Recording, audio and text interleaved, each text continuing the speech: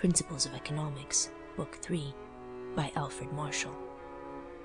Chapter 4, The Elasticity of Wants. 1. We have seen that the only universal law as to a person's desire for a commodity is that it diminishes, other things being equal, with every increase in his supply of that commodity. But this diminution may be slow or rapid. If it is slow, the price that he will give for the commodity will not fall much in consequence of a considerable increase in his supply of it, and a small fall in price will cause a comparatively large increase in his purchases. But if it is rapid, a small fall in price will cause only a very small increase in his purchases. In the former case, his willingness to purchase the thing stretches itself out a great deal under the action of a small inducement. The elasticity of his wants, we may say, is great. In the latter case, the extra inducement given by the fall in price causes hardly any extension of his desire to purchase. The elasticity of his demand is small.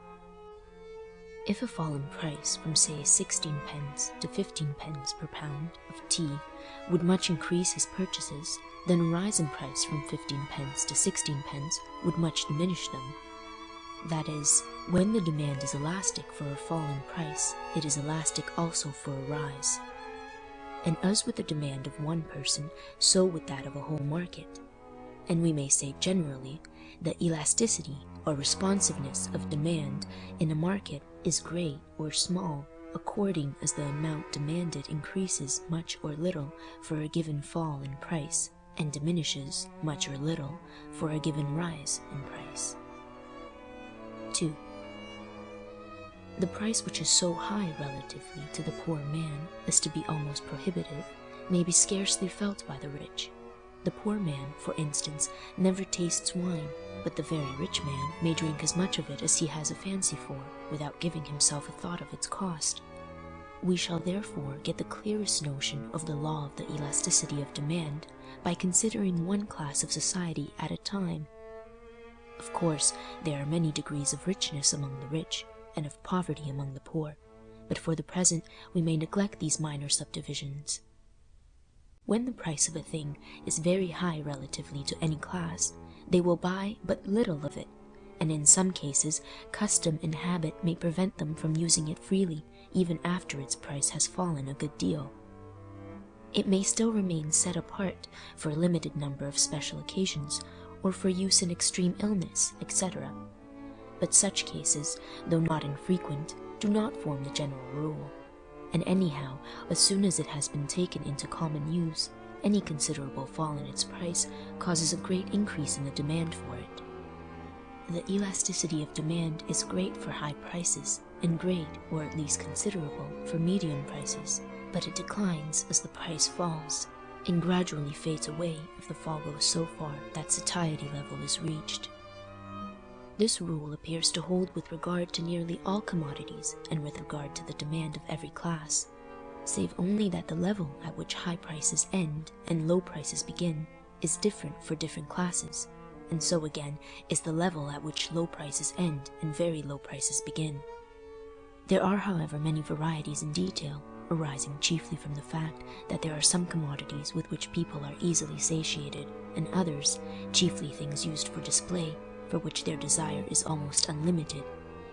For the latter, the elasticity of demand remains considerable, however low the price may fall, while for the former, the demand loses nearly all its elasticity as soon as a low price has once been reached.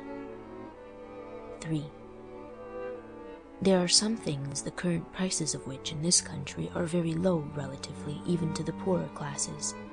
Such are, for instance, salt, and many kinds of savors and flavors, and also cheap medicines.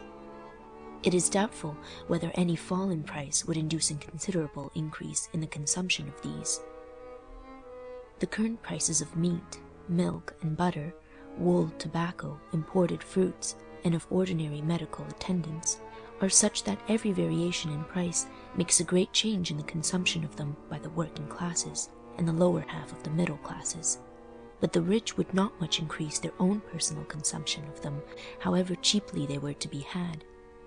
In other words, the direct demand for these commodities is very elastic on the part of the working and lower middle classes, though not on the part of the rich.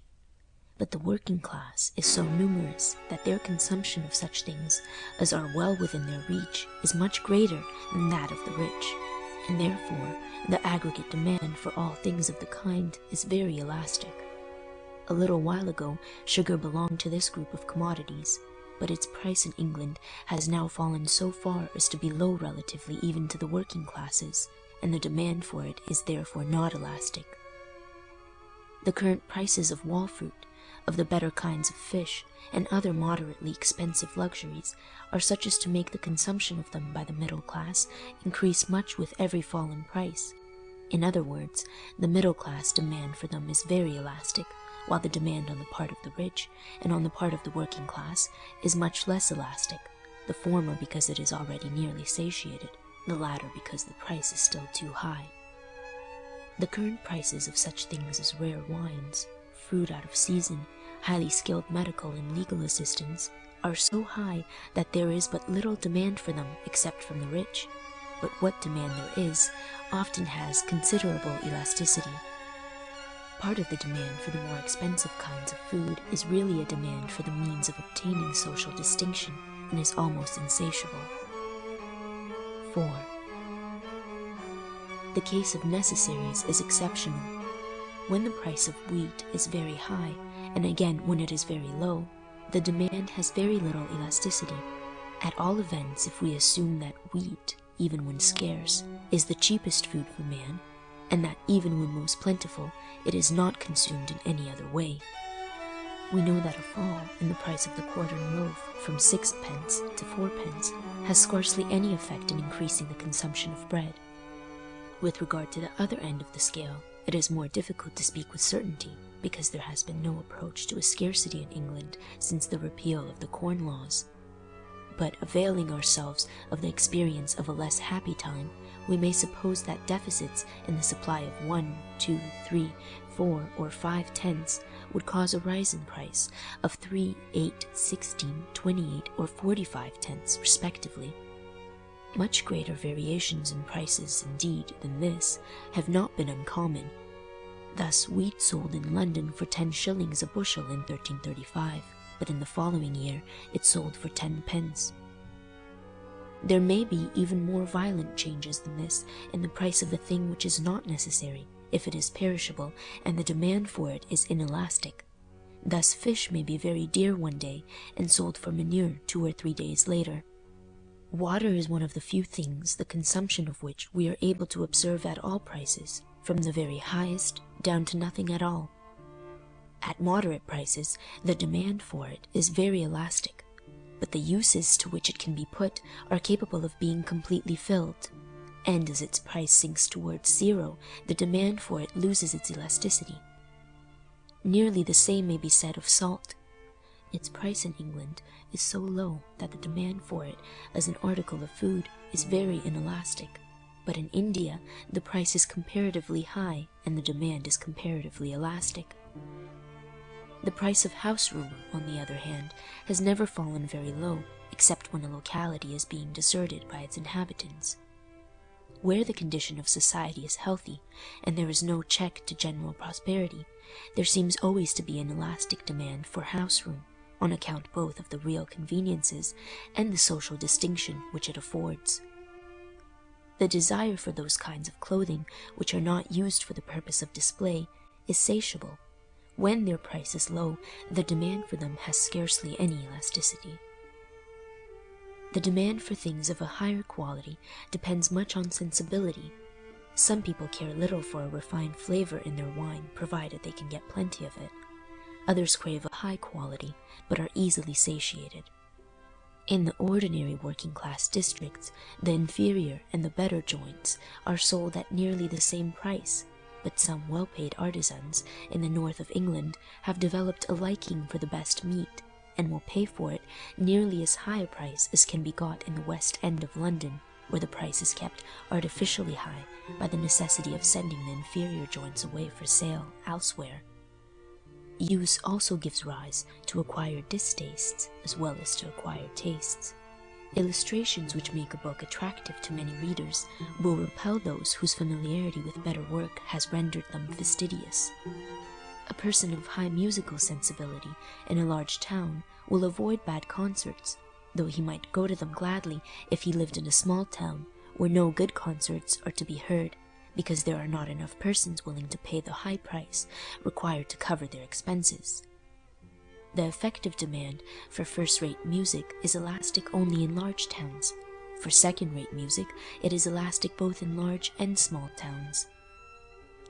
Generally speaking, those things have the most elastic demand which are capable of being applied to many different uses. Water, for instance, is needed first as food, then for cooking, then for washing of various kinds, and so on. When there is no special drought, but water is sold by the pailful, the price may be low enough to enable even the poorer classes to drink as much of it as they are inclined, while for cooking they sometimes use the same water twice over, and they apply it very scantily in washing.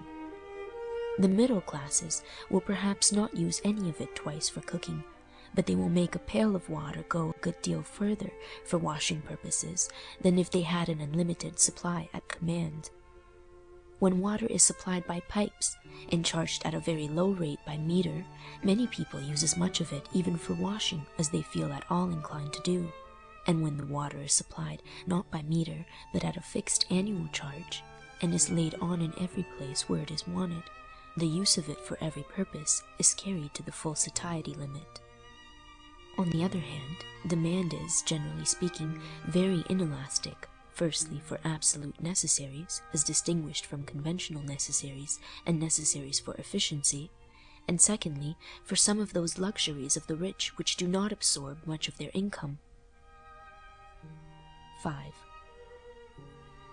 So far, we have taken no account of the difficulties of getting exact lists of demand prices and interpreting them correctly. The first which we have to consider arises from the element of time, the source of many of the greatest difficulties in economics.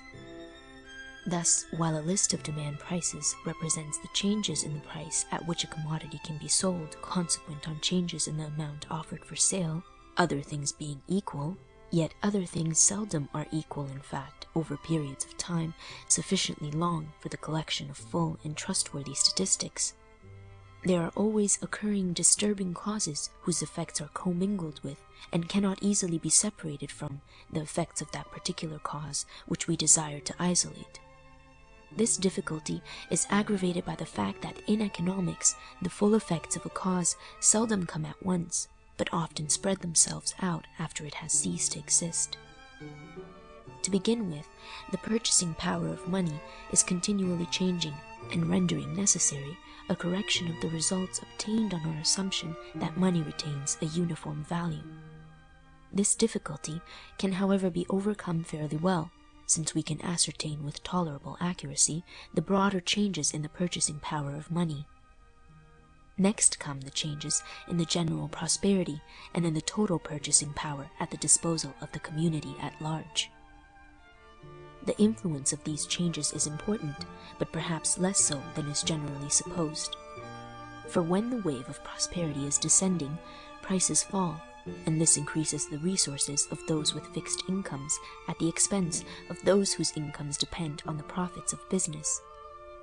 The downward fluctuation of prosperity is popularly measured almost entirely by the conspicuous losses of this last class, but the statistics of the total consumption of such commodities as tea, sugar, butter, wool, etc., prove that the total purchasing power of the people does not meanwhile fall very fast. Still there is a fall, and the allowance to be made for it must be ascertained by comparing the prices and the consumption of as many things as possible. Next come the changes due to the gradual growth of population and wealth. For these, an easy numerical correction can be made when the facts are known. 6.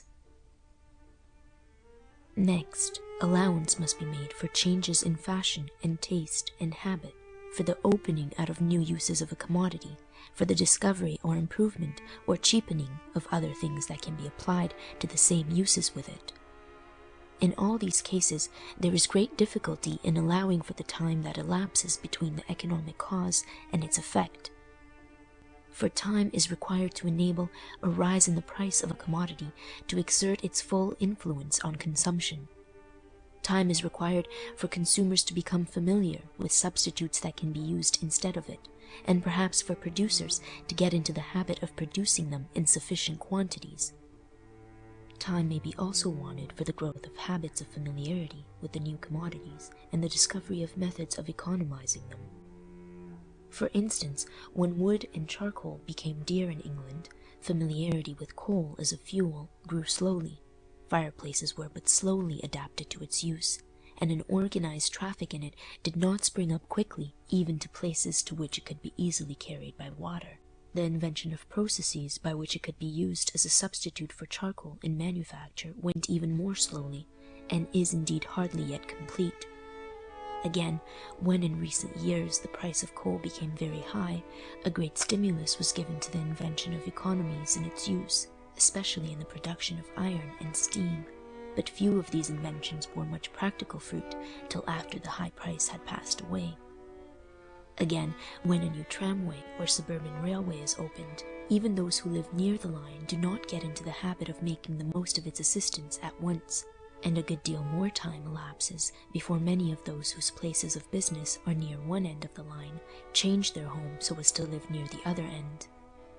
Again, when petroleum first became plentiful, few people were ready to use it freely. Gradually, petroleum and petroleum lamps have become familiar to all classes of society. Too much influence would therefore be attributed to the fall in price which has occurred since then, if it were credited with all the increase of consumption. Another difficulty of the same kind arises from the fact that there are many purchases which can easily be put off for a short time, but not for a long time.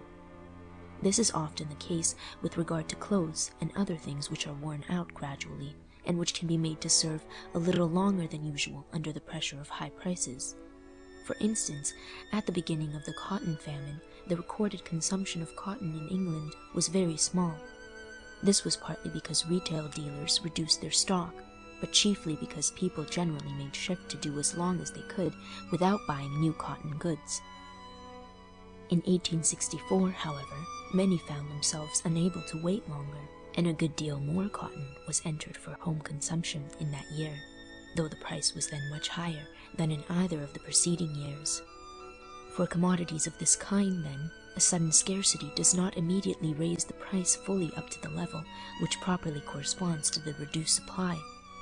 Similarly, after the Great Commercial Depression in the United States in 1873, it was noticed that the boot trade revived before the general clothing trade, because there is a great deal of reserve wear in the coats and hats that are thrown aside in prosperous times as worn out, but not so much in the boots. 7.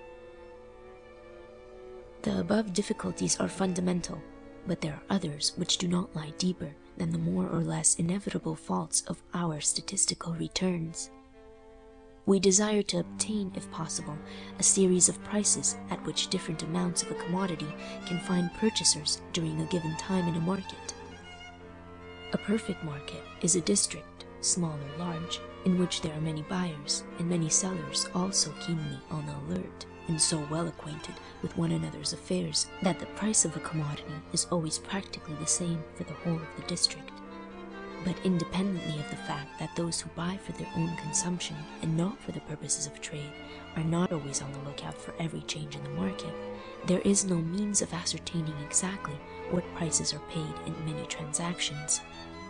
Again, the geographical limits of a market are seldom clearly drawn, except when they are marked out by the sea or by custom house barriers, and no country has accurate statistics of commodities produced in it for home consumption.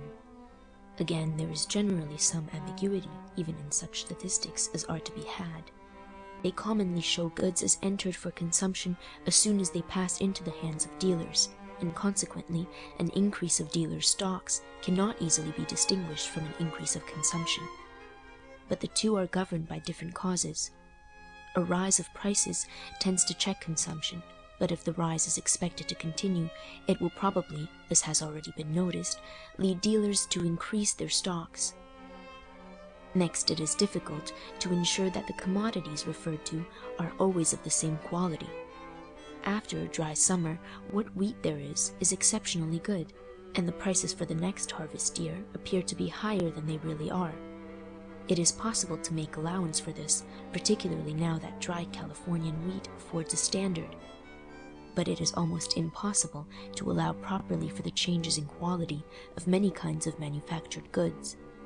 This difficulty occurs even in the case of such a thing as tea. The substitution in recent years of the stronger Indian tea for the weaker Chinese tea has made the real increase of consumption greater than that which is shown by the statistics. Note on statistics of consumption. 8. General statistics of consumption are published by many governments with regard to certain classes of commodities. But partly for the reasons just indicated, they are of very little service in helping us to trace either a casual connection between variations in prices and variations in the amounts which people will buy, or in the distribution of different kinds of consumption among the different classes of the community. As regards the first of these objects, that is, the discovery of the laws connecting variations in consumption consequent on variations in price, there seems much to be gained by working out a hint given by Jevons, Theory, pages 11 and 12, with regard to shopkeepers' books. A shopkeeper, or the manager of a cooperative store, in the working man's quarter of a manufacturing town, has often the means of ascertaining with tolerable accuracy the financial position of the great body of his customers. He can find out how many factories are at work, and for how many hours in the week, and he can hear about all the important changes in the rate of wages. In fact, he makes it his business to do so. And as a rule, his customers are quick in finding out changes in the price of things which they commonly use. He will therefore often find cases in which an increased consumption of a commodity is brought about by a fall in its price, the cause acting quickly and acting alone without any admixture of disturbing causes. Even where disturbing causes are present, he will often be able to allow for their influence. For instance, he will know that as the winter comes on, the prices of butter and vegetables rise, but the cold weather makes people desire butter more and vegetables less than before, and therefore, when the prices of both vegetables and butter rise towards the winter, he will expect a greater falling off of consumption in the case of vegetables than should properly be attributed to the rise in price taken alone, but a less falling off in the case of butter. If, however, in 2 neighboring winters, his customers have been about equally numerous, and in receipt of about the same rate of wages, and if in the one the price of butter was a good deal higher than in the other, then a comparison of his books for the 2 winters will afford a very accurate indication of the influence of changes in price on consumption. Shopkeepers who supply other classes of society must occasionally be in a position to furnish similar facts relating to the consumption of their customers. If a sufficient number of tables of demand by different sections of society could be obtained, they would afford the means of estimating indirectly the variations in total demand that would result from extreme variations in price, and thus attaining an end which is inaccessible by any other route. For, as a general rule, the price of a commodity fluctuates within but narrow limits, and therefore statistics afford us no direct means of guessing what the consumption of it would be, if its price were either 5-fold or a 5th part of what it actually is. But we know that its consumption would be confined almost entirely to the rich if its price were very high, and that if its price were very low, the great body of its consumption would in most cases be among the working classes. If then the present price is very high relatively to the middle or to the working classes, we may be able to infer from the laws of their demand at the present prices what would be the demand of the rich if the price were so raised so as to be very high relatively even to their means. On the other hand, if the present price is moderate relatively to the means of the rich, we may be able to infer from their demand what would be the demand of the working classes if the price were to fall to a level which is moderate relatively to their means. It is only by thus piecing together fragmentary laws of demand that we can hope to get any approach to an accurate law relating to widely different prices. That is to say, the general demand curve for a commodity cannot be drawn with confidence except in the immediate neighborhood of the current price, until we are able to piece it together out of the fragmentary demand curves of different classes of society. Compare the second section of this chapter. When some progress has been made in reducing to definite law the demand for commodities that are destined for immediate consumption, then, but not till then, will there be use in attempting a similar task with regard to those secondary demands which are dependent on these, the demands namely for the labor of artisans and others who take part in the production of things for sale, and again the demand for machines, factories, railway material, and other instruments of production. The demand for the work of medical men, of domestic servants, and of all those whose services are rendered direct to the consumer is similar in character to the demand for commodities for immediate consumption, and its laws may be investigated in the same manner. It is a very important but also difficult task to ascertain the proportions in which the different classes of society distribute their expenditure between necessaries, comforts, and luxuries, between things that provide only present pleasure and those that build up stores of physical and moral strength, and lastly, between those which gratify the lower wants and those which stimulate and educate the higher wants. Several endeavors have been made in this direction on the continent during the last 50 years, and latterly the subject has been investigated with increasing vigor not only there, but also in America and in England.